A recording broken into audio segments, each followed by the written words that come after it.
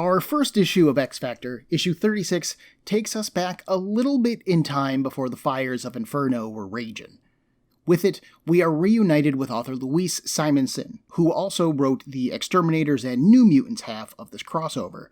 But with this comic, we also meet her husband for the first time, Walter Simonson, who is X Factor's regular penciler at the time. He is inked by Bob Wiacek and colored by Petra Scotese. X Factor, as a reminder, is the recollection of the original 5 X-Men. Thanks to the anti-mutant sentiment in American society in the 1980s, they haven't been able to operate openly in New York City. Instead, they have been pretending to be mutant hunters. When they would capture a mutant, they actually took them in for training. If the mutant was unwilling or uninterested in being trained, then they were relocated to a safer environment. Warren Worthington III used to be the high-flying Angel. Then he was betrayed by Cameron Hodge, an old friend who secretly hated mutants and resented Warren. Hodge kidnapped Warren's girlfriend, attempted to kill him, and, before Warren knew about his duplicitous nature, orchestrated the surgical removal of Warren's angelic feathered wings. Warren briefly considered killing himself in his despair, but instead accepted an offer by the mutant madman Apocalypse.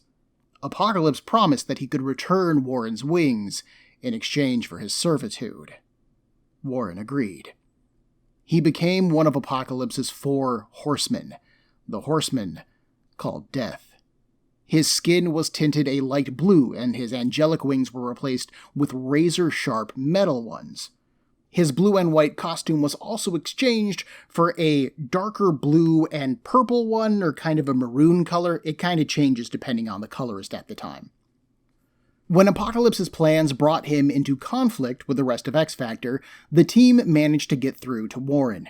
He shook off the Death persona and regained his own free will. He is still struggling with depression, shame over having given in to Apocalypse at all, and a little bit of self-hate along with it. He recently went on a quest to find his missing girlfriend, a woman named Candy Southern. She had been kidnapped a couple months ago by Hodge's anti-mutant organization called The Right, and Hodge killed her in front of Warren. In retaliation, Warren killed everyone there, including Cameron Hodge. Warren hasn't quite settled on a new code name yet at this point in time, often being called Death or Dark Angel or sometimes Angel. He'll actually be given the name Archangel during the course of Inferno, and it is by this name that I'm going to be addressing him from here on out, because it's how I know him best, and honestly, I think it's just the coolest sounding name that he's ever used. Hank McCoy, the Beast, has only recently settled into his own latest mutation. Beast is a well-built thick man covered in blue hair. He has developed small fangs from his lower jaw and has his full mental faculties, which is a change from recently. He has now been brought more in line with what 90s-era X fans are familiar with, although he does wear a brown and yellow one-piece costume that is basically a giant X over his chest. Iceman, or Bobby Drake, doesn't really have a whole lot going on at the moment, actually. He is currently wearing an electronic belt to help control his powers after a run-in with Loki and some frost giants, but otherwise, he's just a good friend to everybody, and a funny guy, for the most part. Jean Grey, who is going by Marvel Girl again, has been working with Scott Summers, aka Cyclops, to find his son, the missing Nathan Christopher Summers. To that end, they have just returned to the orphanage where Scott grew up, in Nebraska. And they found baby Nathan there. But he was kidnapped by demons. Distracted by other problems, they were unable to stop the demons and are now in full psychic pursuit. Which brings us fully and back up to date to issue 36, where our narrative will begin. My name is Ben, and this is Comic Book Breakdown episode 24.10 of the X-Men's Inferno crossover. X Factor feels the heat.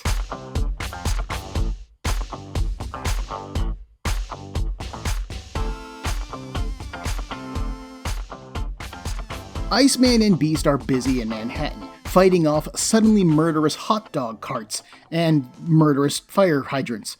When they finish with this little bit of diversion, Beast addresses his girlfriend, news reporter Trish Tibley, who is covering the demonically animated inanimate objects. He notices during their conversation that she's distant when she talks to him. Trish admits that his latest transformation is unsettling. His feelings hurt, Hank walks away before Trish can say anything else. She immediately regrets what she said, but suddenly the ground opens up beneath her. A living subway car breaches the surface and swallows her. It dives back into its natural habitat, forcing Beast and Iceman to follow. This is our exciting, drama-filled opening to draw in the casual reader flipping through the comic at a shop. We've got plenty of action here, but we also have some nice depth to Hank and Trish's relationship. Trish being captured also gives our cast something specific to do for this issue that's also going to tie into Beast's new status quo. Will he save the woman that he loves, but who appears to shun him thanks to his new form? Can he win her back by saving him, or is he going to fail? This also serves to demonstrate the transformation that Manhattan is undergoing as part of Nastier's spell. Speaking of the Big Nasty, we jump to the cemetery where Nastier has set up his base of operations, which we've already seen over at Exterminators. He gives us a rundown of what's going on in the other titles, specifically mentioning his current need for babies.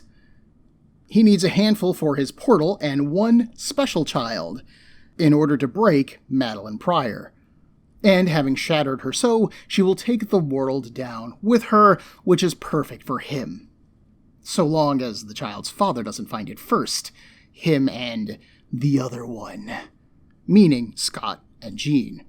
He won't be able to subvert them, Nastier thinks, but that might not be true of all of X-Factor. We then transition over to Archangel, and what a nicely done transition that is, Simonson. Anyways, Warren cradles the dead body of Candy. He tries to soothe her past soul by telling her that he has destroyed the people who killed her. Perhaps she can at least rest in peace now. Nastier then appears in a magic image before Warren. He teases the man, explaining that he was the secret power behind Hodge's confidence. He had made a deal that Hodge wouldn't be destroyed. However, Hodge lies dead at Warren's feet, cut in half by his wings. And the right is destroyed too. But if Nastier claims to be an old ally of Hodge, then Warren will seek him out and strike him down as well. By those wings, Nastier muses, which seem to have a mind all their own. Crotus? Ah, good old Crotus, I have missed you, you little idiot. Interrupts Hithmofta to inform him that the demons are ready to enter Manhattan. Nastier rages at him for the interruption and cuts off the call, commenting that he enjoys watching a man struggle with his dual natures, knowing that the lower desires are going to win. Warren believes otherwise. Now he knows where the demon is. He's in Manhattan, and Warren has friends there. If he needs to unleash his own evil, then so be it. He'll just have to do it on Nastier. Meanwhile, Scott and Jean are in their... What is their airplane called? I know that the X-Men classically fly in a SR-71 Blackbird, but I don't think that is what is in use here. Huh. Well, so they're in a plane. Jean is psychically linked to Christopher, and I don't know why they don't call him Nathan, as classically that is what he is referred to, but here they specifically call him Christopher, which really threw me. I didn't remember this detail at all.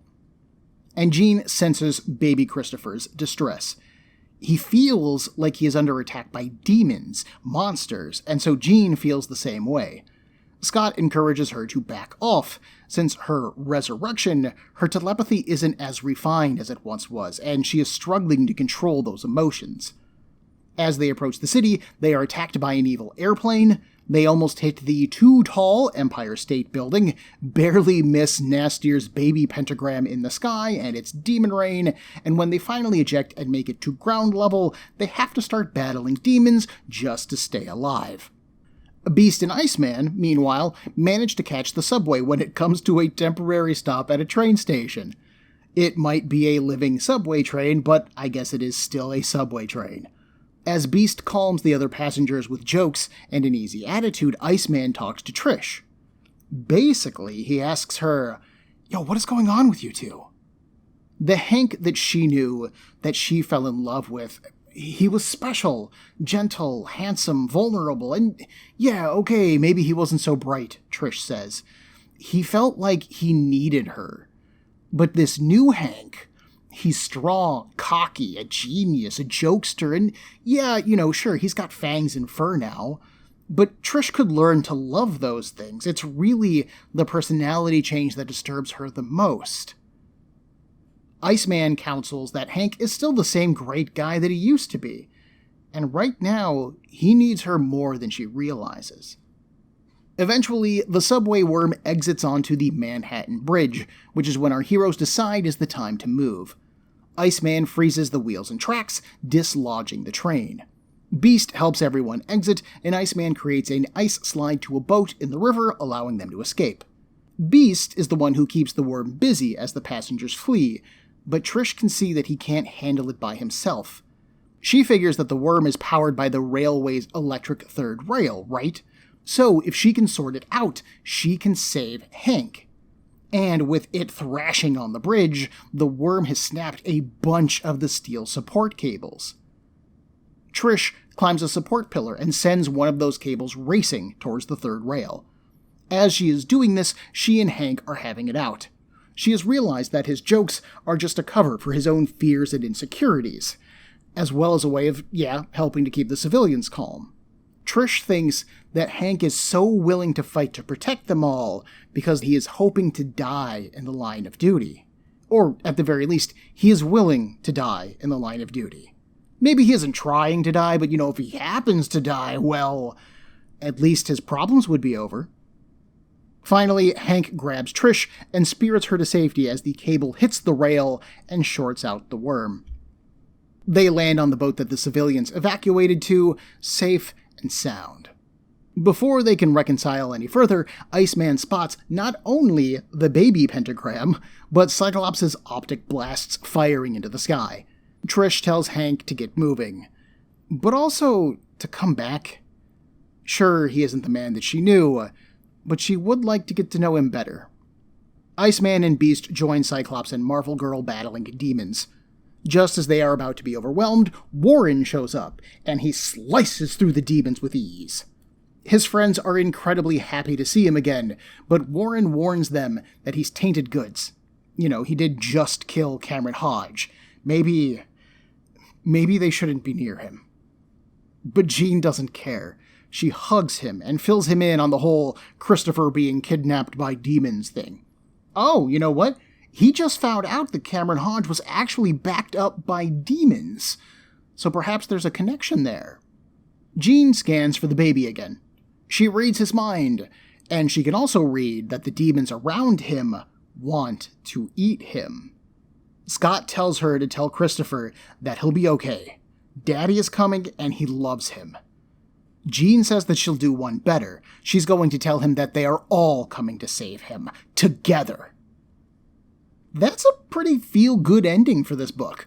Our cast has overcome their personal struggles, for now, and they're all back together, fighting for the same relatively easy cause, saving an innocent child. I think that this is particularly interesting, especially when contrasted with how the Uncanny X-Men came into this event, fighting with each other, squabbling, and compromising their morals. This ending almost perfectly demonstrates the concepts for these two books. Uncanny X-Men is the nuanced, complicated drama of characters who are treated like people. They've suffered and they've changed because of it. X-Factor, on the other hand, presents itself as a simpler, more classical superhero book. It's about a group of friends righting wrongs and supporting each other, and everything's going to be okay with the power of teamwork and friendship. But, in all honesty, these books aren't really all that different. Look at all of the personal drama that I had to explain going into this book. It is just as complicated and layered as Uncanny, just in a different way. It was only a handful of issues ago that Angel was trying to kill his former friends as the Horseman Death. Believe me, this book isn't all chuckles and feel-goods. But floop me if this issue doesn't make me feel like it is. That kind of tone is going to be critical to X Factor's ongoing role during this crossover, so I suggest that you keep it in mind. You alright, Bo? You okay? You want your blanket? Give me just a sec, folks. Oh, where was that? I was also really surprised by just how much was going on in this book when I came to it. Hank's most recent transformation, his relationship status with Trish, Warren's fall into death and subsequent attempts to rebuild himself, and of course, we've got the drama going on with Scott and Jean. And I have all of X Factor. I have read this book before. I had just forgotten how absolutely jam-packed it is, especially around this period of time. I had totally forgotten that Nastier had made a behind-the-scenes deal with Cameron Hodge. We all remember how the Big Nasty needed babies to keep open Magic's teleportation spell over New Mutants, yes? Well, Hodge was originally the one who had promised recovery of those babies for Nastier. The Right was supposed to provide a list for Nastier's demons to steal, but every time those demons got to the baby, the child was already gone. Secretly, another bad guy had actually intercepted the list and was stealing the babies first, protecting them from both the Right and from Nastier. But that's a story for another time, and I'm not going to get into it. I just don't want you living with a huge mystery hanging over your heads. This lack of children is what forced Nastier to improvise, leading to the events of Exterminators. I had totally forgotten this. And honestly, I can see why I forgot it. In all the hubbub of Inferno, this is a fairly small plot point, but if I had remembered it, I promise you I would have covered more of X Factor as a lead-in to all of this. Anyways, as a reintroduction issue for X Factor, this is kind of a mixed bag. I am the kind of reader that I love dropping into this exact kind of issue. All of the drama and history that is at play here with Hank and Warren is just right up my alley. But there was something so effortless about Claremont's first issue, Uncanny X-Men 240, that this issue of X Factor just feels clunky in comparison. This issue is just as effective as the Uncanny issue. We meet the entire team, they demonstrate who they are and what their powers are and what their status quo is at the moment, and then we keep on moving into our main ongoing plotline. Uncanny X-Men did all of those same things, it just felt more like a deep breath, kind of, before diving into the pool, while with X Factor it kind of feels like we're treading water. I do have to say that Scott and Jean's half of this issue is honestly super unimpressive. I blitzed through it in my summary pretty quickly because there's really no depth or meaning to almost any of it. They're flying back to Manhattan, tracking Christopher, and that's kind of it. We get exactly one moment of Jean reprimanding Scott for marrying Madelyne, and it's pretty much just a throwaway line where she's like, why did you marry that woman? And he's like, dude, Jean! And then it's never followed up upon anywhere else. Because, they're fighting for their lives, they're trying to save a baby, there's more important things going on here than this small bit of resentment, but it doesn't really invest me in that part of the narrative either. Also, as an Iceman fan, this issue is a bit of a letdown. He isn't bad in this issue. He is the guy who helps encourage Trish to give Hank another chance, which is really sweet of him, but that's about it as far as things that he gets to do. He's just here otherwise. Everybody else, and I don't really think that the Scott and Jean stuff's very interesting. The Hank and Warren stuff is really, for me, where the meat of this issue is at. So it is very more their issue, despite the fact that really we're going into a Scott and Jean plotline with all the Inferno stuff going on. Artistically, penciler Walt Simonson is kind of an odd match for Inferno's themes and plot elements. Simonson is a legendary comic creator, largely known for his work writing and drawing Thor in the 80s, but he also drew a number of X Factor's seminal stories, including this one. His demons look great, they are all monstrously shaped, they're very fluid and dynamic. Much like Brett Blevins over in New Mutants, I think that Simonson does a really great job transforming the random objects around Manhattan into these threatening monsters. His art style here is pretty sketchy, which pairs nicely with Silvestri over in Uncanny, but he lacks the darkness that Silvestri has been bringing. Over in Uncanny, the sky is dark, the city is demonic, and things just feel bad. Here, though, it's just another bright, beautiful day in New York City. There's just also demons running around it. As a kid, I won't lie, I kind of had a hard time with Simonson's artwork. There's this weird flatness to it, where his images sometimes don't feel as alive as other artists. His action scenes are dynamic. He does a fairly good job with the characters' facial expressions and body language. I think that he's at his best when he plays with page layouts and panel composition.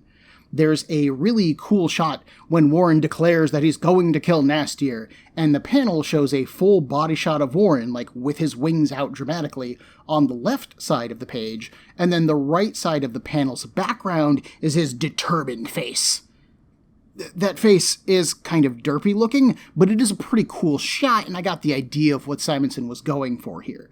And that, I suppose, is really kind of the thing. Simonson sells you more on the idea of what he was going for than actually executing on that idea sometimes.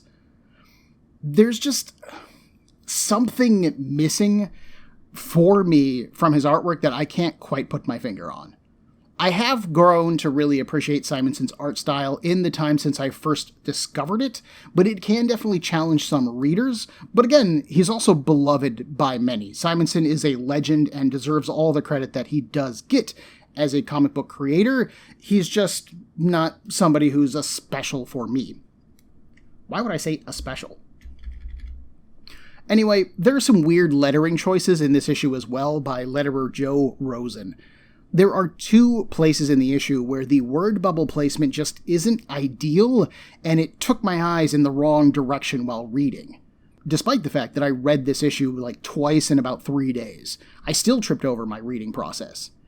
This could be attributed to artist Walt Simonson, as perhaps Rosen was trying not to interrupt his artwork, but Rosen is the letterer, so the buck stops with him when it comes to word balloon placement. Ultimately, all of the dialogue in the comic is delivered and the point is gotten across. There's just like a trip or two in the reading experience. Not enough to ruin the comic, but just enough to be like, oh, hey, wait a minute, what? And then you move on.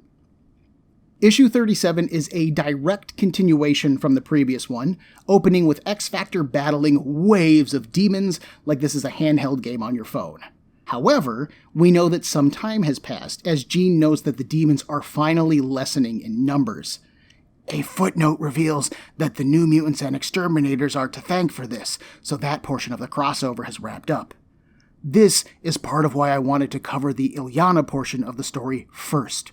Her narrative is critical to the story of Inferno, sure, but it closes out before the majority of Madelyne's story has even begun. As the team breaks through the last wave of demons and begins to make their way to Little Christopher, the team is suddenly insulted by the transformed city itself. The sky goes dark, the buildings have mouths filled with teeth, they're covered in spikes and spires now. But X-Factor doesn't know why this is happening. We do. At the end of New Mutants issue 73, the demon Nastier's new techno-organic form allowed him to rebuild his body after being blown up. We witness that moment now in X-Factor, viewing the Big Nasty in his new, spikier red form. He orders his goblins to bring him baby Christopher, and they do. Nastier then talks out loud and explains his new form, because if you didn't read the Illyana stuff, you would have no idea what happened to make him like this. That's some excellent background writing by Simonson. And Nastier celebrates a little bit. His new form is practically living magic, he's more powerful than ever, he's nearly indestructible, and his plans for Madelyne are going pretty well. All in all, it's a good day to be Nastier. As Jean is scanning for little baby Christopher, she finally gets a bead on him, and X-Factor spots Nastier. Marvel Girl uses her telekinesis to lift all of them, save Archangel, into the air, heading for Nastier. He orders his goblins to hold them back, but to do no permanent harm. He wants to save that pleasure for the Goblin Queen.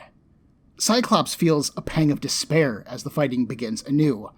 They just fought off hundreds of demons trying to get to the baby, but the more of them that they destroy, the more take their place.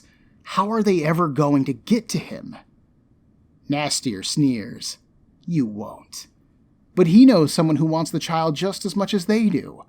The demon wraps himself in leathery wings and teleports away. X-Factor fights on bravely, but the sheer numbers of the demons just overwhelms them. We see Cyclops and Marvel Girl fall under the weight of them. A blast of energy fries the demons, freeing X-Factor. Whoever threw the energy claims them as theirs, and as the team looks up, they're utterly shocked to find Madelyne Pryor alive. In her arms is a squirming Christopher. Behind her is Nastier, who holds the goblinized versions of John and Elaine Gray. Cyclops shouts her name in surprise, but she tells him not to call her that anymore.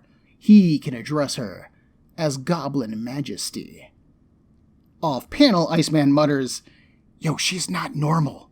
You can hear the mood shift from surprise to, "This booch is crazy," really quick. Beast agrees with Iceman, although a little bit more tactfully. He warns Scott that they might have to fight her for the baby. But Cyclops won't do that. This isn't Maddie's fault. She has clearly been taken over by demons, Hank. You know what? For as much of this is your fault, Scott Summers, good on you for not just assuming that your wife has gone insane with grief and anger. Like, that's not even an option as far as Cyclops is concerned here. The last he knew, after all, she was a good person. This has to be the work of demons. She wouldn't go crazy. So Scott tries to reason with her. You have the baby. What do you want with him? Maddie snaps angrily. Don't call him Christopher anymore. His name is Nathan. He always hated that name, didn't Scott? It reminded him of the bully at the orphanage where he grew up. Well, too bad. He is the one who abandoned them. Scott has no claim on the child, as far as she's concerned. Scott argues that, he thought they were dead. Remember, the world saw the X-Men die on national TV when Maddie made her plea to Scott to find Christopher. A blast of energy hits Scott in the chest, and Maddie smiles. Does she seem dead to him? Maddie argues that the truth is that he always wanted her to be dead. That way he could return to his one true love and peace. Well, he was a fool. He has no idea what he spurned by leaving her. Scott tries to reach out, asking her what she's become, but she just blasts him back again, and again, and again, challenging him to look at her. He has eyes. Use them, Scott! But Scott won't use his optic blasts on her. He doesn't want to fight her or to hurt her. And Maddie glares at him. Quote, "You never had to try," end quote. All he had to do was look at her, and she could see the truth in his eyes. He didn't see her. He never saw her. All he ever saw was Jean. Goblins swarm X-Factor again. Jean tells Scott that she's having trouble reading Maddie's mind. It's almost like there's no mind there at all. She suspects that Maddie might be some kind of goblin illusion. But little Christopher, she can feel his fear, his panic. She's doing what she can to keep him calm, but it's like he is screaming in her soul. "Nathan is mine," Maddie hisses. "How dare you be inside his mind and heart?" As Madelyne focuses on Jean, the goblins surrounding her scatter. Maddie focuses energy in her fingertip, building it, and when she finally unleashes it, Nastier flows into its path. The blast knocks him backwards, slamming his body into one of the demonic buildings. Maddie warns him from keeping her away from her prey. Remember, she can destroy him as easily as them. With a thought, the Goblin Queen turns the building that he slammed into an avalanche of new demons. They pour into the street like a living waterfall and begin to assault X-Factor. Nastier pulls himself back together and argues his case to Maddie. He's basically too useful for her to destroy, right? He's delivered on everything that he's promised, hasn't he? As Nastier wheels and deals, the demon can't help but wonder in the back of his mind what exactly it is that he has set loose on the world in the form of the Goblin Queen. Marvel Girl uses her telekinesis to funnel the new wave of demons, limiting their approach. This allows the rest of X Factor to dive right into them. Beast actually tears off his brown and yellow costume, leaving him just a mass of muscle, blue fur, and underwear. A look that he's going to end up sporting for almost the next decade. Maddie agrees that Nastier did do her a solid, but she is no longer a puppet of a demon. She blasts him again, and this time, the energy seems to consume him. But before Nastier disappears, he warns her. The other side of the mutant coin is coming. She has planned her revenge carefully, and it would be best if she didn't waste that by indulging too soon. And then rather than be consumed by the energy, Nastier teleports away. Maddie agrees with his idea. Better to hold off. But she can have some fun now. She tosses Christopher to some nearby demons, but they botch the catch. The baby falls just short of their claws, and he begins to plummet. Jean swoops in, her arms ready for the catch, but then Maddie dodges back in. She grabs Christopher, mocking Jean's lack of power. As she passes by, the goblinized Greys dive on Jean, and she reels in horror. Maddie claims that, as their daughter, she recognizes their touch, doesn't she? But I would guess that Jean is lightly scanning their minds as she fights them, and she just kinda hits on them accidentally. Maddie then mocks herself, claiming that her parents were glass and steel, a clear allusion to her incubation pod. Iceman doesn't understand what she is trying to say, though. Like, why is she speaking in riddles? Beast thinks that there is more substance to what she is saying than what they're understanding. And yeah, that's a good call, Beast. Maddie orders the Greys to let Jean go, and she is dropped. For some reason, Jean doesn't use her telekinesis at all to catch herself, she just falls, but thankfully, Cyclops catches her. Worked up now, Maddie is just straight up ranting. She says that she is going to ruin Jean's life, she's going to ruin Scott's life, she's even going to ruin Sinister's plans. They all love little Nathan, don't they? Or want him, at least. When she sacrifices him, she'll destroy all of their hopes at once. Then she releases another blast of energy at the team, and the ground beneath them explodes. Archangel, Iceman, and Beast all argue that Maddie is too far gone to be reasoned with. She is going to kill that baby if they just stand here and let her do it. It's time for the velvet gloves to come off, Scott. With tears streaming out from under his visor, Cyclops tells them to save his son. But spare her, if you can. Wrapped again in telekinesis, X Factor charges at the flying Madelyne. "Look at the happy mutant family," Maddie says. Well, she's shattered that family once. Scott left the X-Men to be with her. If only he'd stayed, things would be so different now. But she wasn't made to be happy. She was made to have power. She is power. And Madelyne unleashes that power on them all. A veritable wall of energy washes over the team. Iceman notes that his hastily erected ice shield barely held against it, and Maddie isn't stopping. The Goblin Queen pours on another burst of energy, and the mutants are slammed into the ground. As they reel from the impact, Maddie lands and transforms. Her Goblin Queen outfit disappears, replaced by the green work jumpsuit that she had been wearing for months over in Uncanny X-Men. She claims that she'll shatter Scott's family again.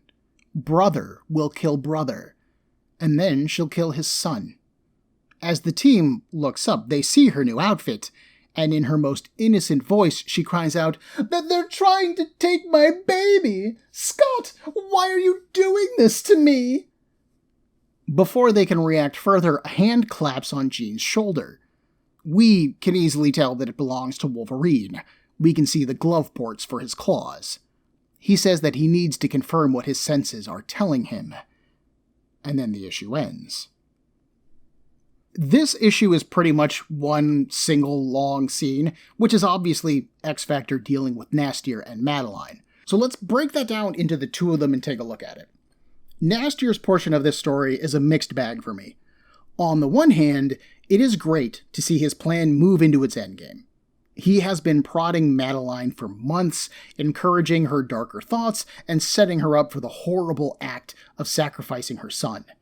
This part of the story is particularly satisfying for me, despite Nastier only being an active participant in this story for, 3 issues of Uncanny X-Men and now 2 issues of X-Factor?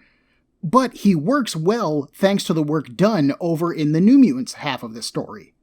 While our main focus as an audience has been on the various mutant teams and how they are fighting back, the very plot that they are fighting against is Nastier's plan. This has invested us in whatever it is that he is up to, even if we aren't rooting for him to succeed. It's nice to see his plan progress because, from a storytelling standpoint, the worse things are for our heroes, the greater the triumph when they win. When the Empire State Building has finished absorbing all of the evil energy in Manhattan, and Madelyne sacrifices her son, that energy is going to be released, and a hole will be punched permanently between Earth and Limbo, giving the hell-like dimension access to Earth. Those are some pretty good stakes that tie directly into the emotional motivators for our cast. The X-Men, of course, don't want Earth to become infested with demons or for Maddie to be hurt. X-Factor wants to save Cyclops' son, and Madelyne wants to make all of them, plus, Mr. Sinister off in the shadows somewhere, pay for not loving her enough, for not appreciating her for who she is. The only real thing that Nastier is worried about at this point is that Madelyne goes off script.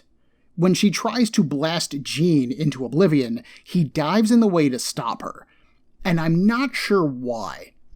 Nastier argues that Madelyne's revenge pleasure will be heightened if she kills Nathan in front of the mutants, like rubbing salt into the wounds of their souls, but I'm not exactly sure what good that does from a practical standpoint. Nastier is clearly using Maddie's desire for revenge as a motivator for her, sure, but why not just kill Jean here? From a bad guy perspective, that is just one more heroic person down, and X-Factor has historically beaten all of their enemies. Why risk their success to save Jean? We're never presented with a good answer, and I don't really care to fanfic an answer in its place. It's just an odd lack of planning for a demon who has planned pretty thoroughly up to this point. Given his role as a master manipulator, though, I do like him abandoning the field of battle once Maddie demonstrates that she can not only handle X-Factor, but pose a threat to him. She should still be able to finish his plan, even if he isn't there to see it through, so better to get his butt out of the line of fire. I plan to go more into this during the wrap-up for Inferno, but I can't resist mentioning it here. I am honestly totally surprised by how critical Nastier's actions are to the plot of Inferno. I had completely forgotten that this guy was a thing going into this crossover. I definitely remembered Sim, because he is a constant threat over in New Mutants at the time, and he'll continue to show up every once in a while down the line in a couple different X-Men comics. I remembered Sinister, for obvious reasons and reasons yet to come, and of course I remembered Madelyne, but Nastier? I had honestly completely forgotten about him. But if the character is shooting to be a behind-the-scenes master manipulator type, forgetting about him's kind of a good thing. He orchestrates the mental destruction of a young woman into murdering her son, dips the floop out, and no one appears to care.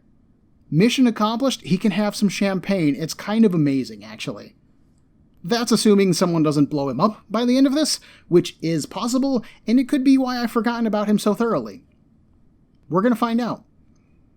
Madelyne's portion of this narrative is much more emotionally powerful. While Nastier is definitely living up to that manipulator kind of status emotionally, there's no meat on his demonic techno-organic bones at all. This part of the story is the first time that Madelyne and Scott have seen each other in 3 years of publication time. Scott abandoned her in Alaska to go to New York. Madelyne was attacked by the Marauders, who not only put her into a coma, but who stole her son, even though she hasn't known that until recently. And while Maddie has been hiding with the X-Men, Scott's been over there living it up with X-Factor and his one true love, Jean Grey. The real version of Madelyne Pryor. Madelyne's anger at Scott is really well-deserved, but she does really come off as batshit no swearing crazy in this issue. First off, her dialogue is all over the place. She is literally ranting and raving, hinting at some of the things that she just learned from Sinister without saying any of it outright, and I don't really know why she's doing that. I can understand Maddie being so angry and she just has no intention of telling Scott and the others the truth of her nature, but why is she ranting about her parents being glass and steel, or being a broodmare, or foiling Sinister's plans? It just feels like there's a lot of dialogue here from Maddie that doesn't need to be said. Maddie has certainly felt Sinister over in the Uncanny issues, but she's never felt crazy. She's never felt insane. Maddie has been in control of her actions this entire time, but this issue right here really feels like she is starting to kind of let go a little bit. And maybe she is. Maybe that's the point. Maybe having finally gotten the chance to face her cheating husband, but it is still a pretty jarring change for me as a reader. This is also subtly indicated by her flying during this entire confrontation. When Madelyne appears, she is floating in midair, and she doesn't stop doing that until the end of the issue, when she is trying to fool her Uncanny X-Men allies. Maddie flying is a good way of demonstrating how much she has changed in the time that X-Factor has missed. Remember, the last the cast of X-Factor knew, Maddie was just a regular human. But now she shows up half-naked, flying like a witch, throwing around energy blasts. Ignore any of the crazy stuff that she has been saying. Her actions are enough to demonstrate that not only is she different, not only is she powerful, but she's dangerous. I also really like her flying because it literally allows her to look down on X-Factor. You know, it's not just a physical truth, but it's also emotionally true, as Maddie feels like they have betrayed her, of course, Scott especially. It's also kind of super ironic, because, you know, Maddie looks down on herself.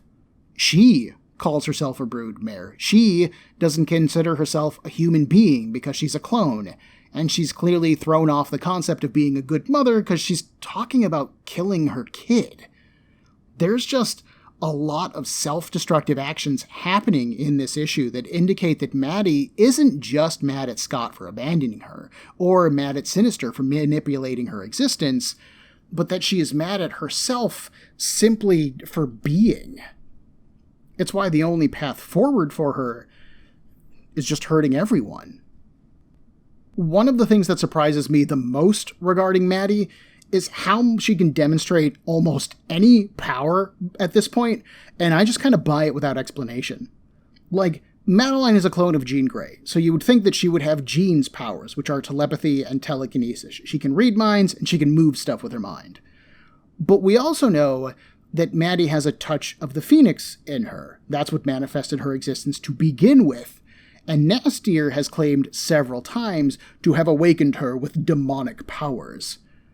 At this point, we have seen Madelyne manipulate and read minds, rearrange clothing, let out big ol' energy blasts, and goblinize people/things. That's a really weird assortment of powers. Both Simonson and Claremont are pretty good about explaining/demonstrating what their cast members can do so that the audience feels comfortable with those ideas. So you'd think that there would either be a dialogue tree or a narration box explaining what Maddie's powers are at this point. But there hasn't been one. And I think this is intentional, because no one really knows what Maddie can or is willing to do at this point. We, as the audience, are put in the place of X-Factor with no idea what new ability she can just pull out of midair. That creates a nice dramatic tension where we understand the strengths and limits of our heroes, because in theory we've been reading about them for months, but not our villain. From the heroic side of things, I do appreciate Scott trying not to fight her. In what little defense I'm going to muster for him, Scott has spent quite a bit of time during X Factor feeling guilty over abandoning Maddie. He didn't set things right for a long time. He didn't even try to set things right for 2 years. And I think he didn't even mention the fact that he was married to Jean for the first year of the book, if I remember correctly. But Scott did feel bad about it. He knows that he did her dirty and that he was in the wrong. He didn't hate Maddie. He didn't love her enough to stay. And in my opinion, he wasn't brave enough to just tell her, I can't do this anymore. To that end, Scott is unwilling to hurt Madelyne here. The rest of the team holds back as well, which makes sense because I don't think most of them even met Madelyne. I'll fully admit that my memory of that era of X-Men is fuzzy, but I'm pretty confident that Hank, Bobby, and Warren were not on the X-Men when Scott met Maddie, other than potentially meeting her at the wedding or the birth of their son. And I don't even know for a fact that those three characters were there at all. They barely know this woman. Jean, of course, has never met her at all because she was dead at the time, and they all kind of wait for Scott to figure out what he's doing here. I like the amount of confidence that they have in him despite his obvious flaw. I like that they wait for his lead, even when some of them think that Maddie is crazy pretty early into the issue. It's only 3 or 4 panels after Maddie first shows up that Iceman's like, this lady's nuts, and Scott's still don't hurt her. That's actually really great. The only beat that I don't like in this issue is Jean saying that when she reads Maddie's mind, she doesn't read anything at all. It was just in Uncanny X-Men 241 that Sinister said he had his Marauders attack Madelyne attempting to kill her because he couldn't risk Jean Grey reading her mind and discovering his operation. But then when Jean Grey attempts to read Madelyne's mind, she doesn't have a mind to read? What the hell is up with that?